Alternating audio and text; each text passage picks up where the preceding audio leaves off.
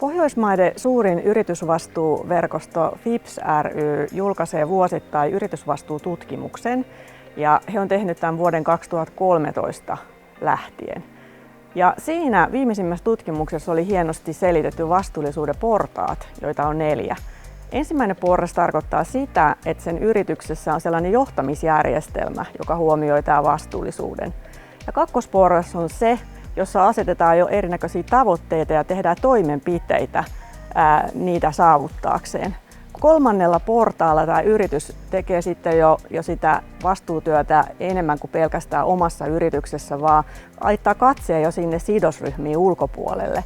Ja sitten siellä 4. ylimmällä portaalla niin onkin sellainen yritys, joka jo on siellä vaikuttamassa toimialaan ja erityisiin säätelyihin, sääntöihin, lakeihin, asetuksiin, mitä tulee tapahtumaan. Eli on jo siellä niin kuin edessä pohtimassa näitä asioita, eikä pelkästään reagoi siihen, mitä tapahtuu.